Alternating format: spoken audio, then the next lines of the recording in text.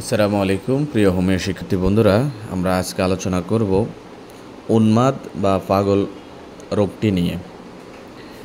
এটি একটি chronic disease. এটি কেন হয় আমরা ওই বিষয় নিয়ে আলোচনা করব। মনের অস্বাভাবিক পরিবর্তনকে উন্মাদ রোগ বলে। উপাদাংশ দোষের মধ্যে বহুলাংশে এর জন্য দেয়। অনেক দিন অনিদ্রা, মানসিক পরিশ্রম, শোক, দুঃখ, ভয় ইত্যাদি বা মাদক দ্রব্য সেবন, অতিরিক্ত ইন্দ্রিয় সেবা, বংশগত কারণেও এই রোগ হতে পারে। এই রোগটির আমরা হোমিওপ্যাথিতে যে সকল গুরুত্বপূর্ণ মেডিসিন আছে ওগুলা লক্ষণভেদে যদি আমরা দিতে পারি তাহলে এই রোগটি সেরে যায়। সর্বপ্রথম আমাদের যে মেডিসিনটি নিয়ে বলবো সেটি হচ্ছে বেলাডোনা।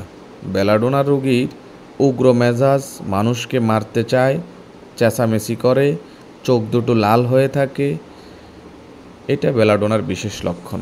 আমরা 1x 3-4 ফোঁটা করে ঠান্ডা পানির সাথে মিশিয়ে দিনে 3-4 বার খেতে দেব।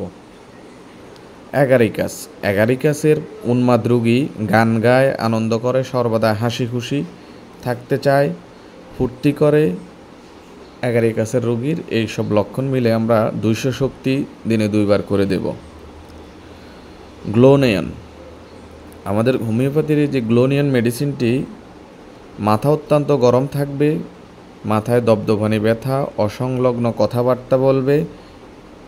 গ্লোনিয়নের এইসব লক্ষণ মিলে আমরা 100x দিনে 2 বার খেতে দেব। উপকার না হলে 30-200 পর্যায়ক্রমে আমরা পাওয়ার চেঞ্জ করব।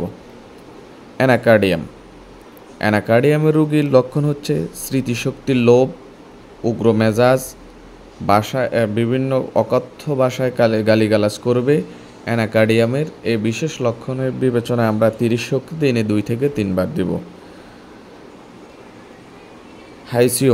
হাইসিওমাসের রোগী যেখানে দেখব প্রেমে নিরাশ হয়ে বা কোনো প্রকার প্রেমিক বা প্রেমিকা পাগল হয়ে গেছে, ওই ক্ষেত্রে আমরা হাইসিওমাস দেব। হাইসিওমাসের রোগী অনেকটা সন্দেহপ্রবণ হয়ে থাকে।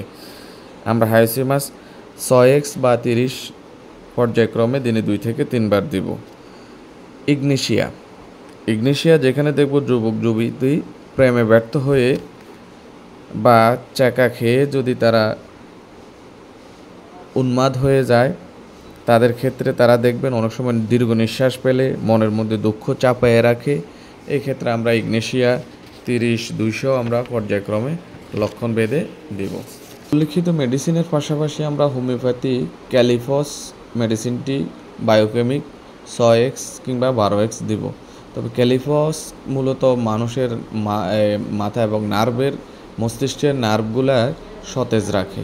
এক্ষেত্রে আমরা 100x কিংবা 12x দিনে 2 থেকে 3 বার খেতে দেব। পথ্যপাত্য হিসেবে আমরা কি দিতে পারি? উন্মাদ রোগীর প্রতি সদয় ব্যবহার করা উচিত। উন্মাদের সহিত বাদানুবাদ বা তিরস্কার করা অনুচিত। আমরা অনেকেই আসলে এই বিষয়গুলো চিন্তা করি না যে একজন পাগল পাইলে পোলাপান ওগুলাতে আক্রমণ করে, নানাবিধ কটূক্তিমূলক কথাবার্তা বলে, যা তাকে আরও বেশি পাগলামি করতে সহায়তা করে। উন্মাদ রোগীদের প্রথম অবস্থায় হালকা গরম পানিতে গোসল করানো উত্তম। তবে সব বিষয়ে আমরা রোগের লক্ষণ এবং লক্ষণ সমষ্টি নিয়ে আমরা মেডিসিন দেব, তাহলে আমাদের এই দুরারোগ্য ব্যাধিটাও আরোগ্য হবে ইনশাআল্লাহ।